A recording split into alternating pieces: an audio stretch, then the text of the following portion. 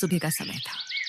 कोकिला hall में बैठी हुई थी और गहरी सोच में गोपी और राशि से घर के कामों के बारे में बातें कर रही थी।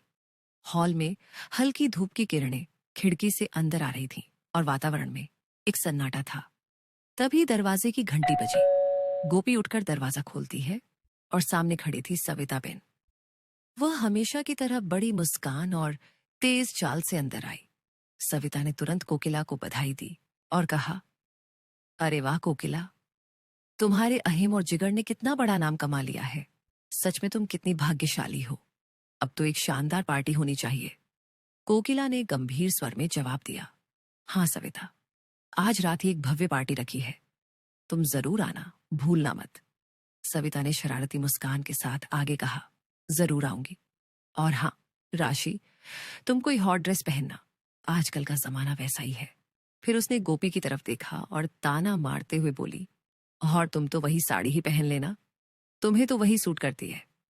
गोपी हल्का सा झेप गई और नजरें झुका ली। वहीं राशि ने अपने होंठ दबाकर हंसी रोकने की कोशिश की, लेकिन अंत में जोर से हंस पड़ी। कोकिला के चेहरे पर गुस्सा साफ झलक रहा था। उसने गहरी सांस ली और बिना कुछ कहे अपने कमरे की ओर बढ़ गई। सविता बेन हंसते हुए बाहर निकल गई। जाते जाते उसने फिर कहा, याद रखना, मैं पार्टी में धूम मचाने आऊंगी। दरवाजा बंद होते ही हॉल में खामोशी छा गई। राशि ठहाका मारकर हंसी और बोली, गोपी, तुम तो बस साड़ी ही पहनना, लेकिन अगर मेरा मानना है तो तुम आज लाल रंग की साड़ी पहन लेना, ताकि थोड़ी तो अलग दिखो। और वह मुस्कुराते हुए चली गई। गोपी वहीं खड़ी रही। उसका चेहरा शर्म और संकोच से लाल हो गया था। वह सोच रही थी कि आखिर ये सब क्यों होता है। उसने मन ही मन ठान लिया कि चाहे कुछ भी हो, वह साड़ी ही पहनेगी, क्योंकि यही उसकी पहचान है। कमरे में बैठी कोकिला भी अंदर ही अंदर जल रही थी। उसे सविता की बातें बहुत चुभ गई थीं। उसने खुद से कहा, यह सविता हर बार आकर अपनी जुबान चलाकर जाती है, लेकिन आज रात की पार्टी में मैं सबको दिखाऊंगी कि मेरी बहुएं मेरी शान है। दिन भर घर का माहौल अजीब सा बना रहा। गोपी चुपचाप अपने कामों में लगी रही और राशि बार बार अपनी ड्रेस की अलमारी देखती रही, ये सोचते हुए कि वह पार्टी में कैसे सबसे अलग और मॉडर्न दिखेगी। गोपी अकेली खिड़की के पास बैठी थी, सिर झुका हुआ और आंखों में उदासी भरी। धीरे से बुदबुदाई, शायद सच में मैं इस घर के लायक नहीं हूं। सब लोग इतने मॉडर्न और मैं अब भी गांव की सादी सी लड़की। उसके मन में भारीपन था। तभी दरवाजे पर दस्तक हुई। गोपी ने आंचल से आंखें पोंछी और बोली, आ जाइए। दरवाजा खुला और किंजल अंदर आई। चेहरे पर हल्की मुस्कान थी, लेकिन शब्दों में तीखापन। गोपी भाभी, कल रात की पार्टी याद है ना? बहुत बड़े लोग आएंगे, मॉडर्न कपड़े, महंगी बातें, चमक दमक। सच कहूं तो तुम वहां जाओगी तो सबके बीच अजीब लगोगी। गोपी ने चौंक कर उसकी ओर देखा। मैं अजीब लगूंगी? किंजल ने ठंडी सांस छोड़ी। हाँ, लोग जज करेंगे, तुम्हारी साड़ी, तुम्हारा अंदाज। सबको लगेगा तुम पिछड़ी हो, इसलिए अच्छा होगा तुम घर पर ही रहो। गोपी का दिल जैसे टूट गया। उसने हल्की आवाज में कहा, शायद तुम सही कह रही हो, मैं वहां जाकर सबको शर्मिंदा नहीं करना चाहती। किंजल ने कंधे उचकाए और बिना कुछ बोले कमरे से निकल गई। गोपी अकेली रह गई। उसकी आंखें फिर नम हो गईं। उसने मन ही मन सोचा, मैं क्यों इतनी अलग हूं?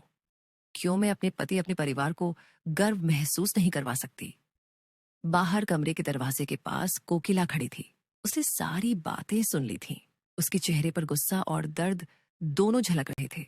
वो एक धीरे धीरे कमरे में दाखिल हुई। गोपी बहू, उसकी आवाज में कठोरता थी। ये सब क्या सुना मैंने? तू खुद को नीचा क्यों समझती है? गोपी चौंक गई। मां जी, मैं तो बस। कोकिला ने बीच में ही रोक दिया। चुप! तुझे किसने कहा कि तेरा संस्कार, तेरा पहनावा छोटा है? तेरी साड़ी की सादगी ही तेरी ताकत है। वो पार्टी तेरे बिना अधूरी होगी। और याद रख, जब तक कोकिला मोदी जिंदा है, मेरी बहू को कोई नीचा नहीं दिखा सकता। गोपी की आंखें भर आईं। वह कांपती आवाज में बोली, लेकिन मां जी, सब लोग हंसेंगे। कोकिला ने उसका हाथ थाम लिया। हंसेंगे तो हंसने दे।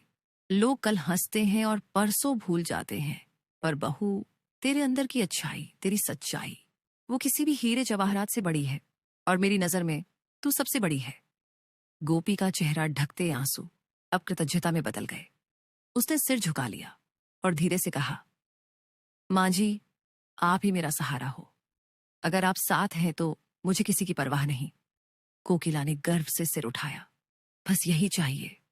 अब आंसू पोंछ और कल पार्टी में मेरे साथ चल। दुनिया देख लेगी कि मेरी बहू गोपी किसी से कम। संगीत, हंसी और डांस से गूंज रही थी पार्टी। मेहमान अपने अपने अंदाज में मस्ती कर रहे थे। एक कोने में कोकिला साविताबेन से बातें कर रही थी। तभी राशि चमकदार हॉट मॉडर्न ड्रेस पहनकर एंट्री मारती है। सबकी नजरें उसकी तरफ घूम जाती हैं। राशि मुस्कुराते हुए साविताबेन के पास आती है। कैसी लग रही हूं मैं? साविताबेन हंसते हुए कोकिला से कहती है, तेरी एक बहू तो हीरोइन है और दूसरी कहीं गंवार गोबर पहनकर ना आ जाए। सब ठहाके लगाते हैं। तभी अचानक म्यूजिक थम जाता है और दरवाजे पर दिखती है गोपी, लेकिन इस बार बिल्कुल नए अंदाज में। राशि की आंखें चौड़ी हो गईं। उसने हैरान होकर कहा, गोपी, ये क्या पहन रखा है तुमने? किसने दिया ये ड्रेस? कितने महंगे कपड़े हैं ये? तुम कैसे? उसकी आवाज में गुस्सा और डर दोनों थे। गोपी हल्की मुस्कान के साथ चुप रही। तभी कोकिला आगे आई और राशि की बात बीच में काट दी। क्यों राशि? मेरी बहू को अच्छा दिखना तुझे इतना अखर रहा है। तेरे चेहरे पर यह डर क्यों है? कहीं ऐसा तो नहीं कि तू डर रही है कि गोपी तुझसे ज्यादा खूबसूरत लग रही है? राशि सकपका गई। वह बेमन से बोली, ना, नहीं काकी, मैं तो बस पूछ रही थी। कोकिला ने तीखी नजर डाली। बस, अब एक शब्द और नहीं। फिर उसने गोपी का हाथ थामा और प्यार से बोली, आ गोपी बहू, मैं तुझे सब मेहमानों से मिलवाती हूँ। कोकिला गोपी को आगे ले गई। पीछे पीछे राशि मुंह बिचकाती और ताने मारती चल रही थी। वह धीरे से बड़बड़ाई, गांव की गंवार, ये भी क्या जमाना आ गया। ऐसे अच्छे से सज धज के खड़ी है जैसे कोई रानी हो। लेकिन उसकी आवाज पास खड़े लोगों तक भी पहुंच गई। वे सब मुस्कुरा उठे और कई लोगों ने फुसफुसाकर कहा, कितनी प्यारी लग रही है ये लड़की। सच में इनकी सादगी ही इन्हें और निखार देती है। कोकिला ने अपनी सहेलियों को बुलाया। मिलिए, ये मेरी बहू गोपी है। एक सहेली ने हैरानी से कहा, वाह कोकिला, ये तो बहुत ही सुंदर है। पर सिर्फ सुंदर नहीं, इनकी आंखों में सच्चाई झलकती है। कोकिला गर्व से बोली, बिल्कुल सही कहा। मेरी गोपी सिर्फ सुंदर ही नहीं, बल्कि बहुत हुनरमंद भी है। खाना बनाना हो, घर संभालना हो या रिश्तों की मर्यादा निभाना, इसमें कोई इनसे आगे नहीं। गोपी शर्माते हुए बोली, मां जी, आप मुझे इतना बड़ा क्यों बना रही हैं? मैं तो बस कोशिश करती हूं कि आपको कभी निराश न करूं। कोकिला ने सबके सामने उसका हाथ दबाया। यही इसकी सबसे बड़ी ताकत है, नम्रता और सच्चाई। मेहमानों में तालियों जैसी हल्की गुनगुनाहट फैल गई। सबने गोपी की तारीफ की। कोई बोला, इतनी मासूमियत आजकल कहाँ मिलती है? कोई बोला, सच्चे गहने की चमक अलग होती है। पीछे खड़ी राशि के चेहरे पर जलन साफ दिख रही थी। उसने दांत भींचते हुए धीरे से कहा, देखना, ये ज्यादा दिन तक चमक नहीं पाएगी। पार्टी का माहौल पूरे शबाब पर था। हंसी खुशी के बीच अचानक अहम की नजर दरवाजे पर पड़ी। उसने देखा, गोपी बिल्कुल अलग अंदाज में, आधुनिक परिधान में, सादगी और सुंदरता के साथ खड़ी थी। अहम की आंखें चौड़ी रह गईं। उसके हाथ में पकड़ा हुआ गिलास धीरे से नीचे गिर गया और वह स्तब्ध सा खुले मुंह से उसे देखता रह गया। चारों ओर का शोर जैसे थम गया हो। उसकी निगाह बस गोपी पर टिकी थी। गोपी हल्की सी सकुचाहट के साथ उसके पास आई। धीरे से बोली, जी अहम जी, मुझे माफ कर दीजिए। मैंने मैंने ये कपड़े बिना पूछे पहन लिए। अगर आपको बुरा लगा हो तो।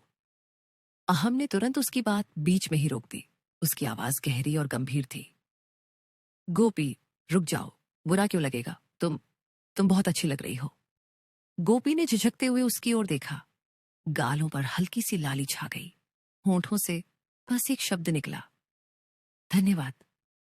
फिर उसने मन ही मन आंखें मूंद दी और बुदबुदाई, कान्हा जी, आपने मुझे ये पल दिखाया, इसके लिए आपका आभार। पास ही खड़ी राशि ने यह सब देख लिया। उसकी आंखों में गुस्सा और जलन की आग भड़क उठी। उसने होंठ काटे और मुट्ठियां भींच लीं। गोपी गंवार, और ये सबके सामने मेरी इज्जत छीन रही है। नहीं, ये मैं बर्दाश्त नहीं करूंगी, राशि ने मन ही मन सोचा और गुस्से में पार्टी हॉल से बाहर चली गई। वहीं दूसरी ओर गोपी की आंखों में संकोच और अहम की आंखों में हैरानी मिलकर एक नई शुरुआत का इशारा दे रहे थे।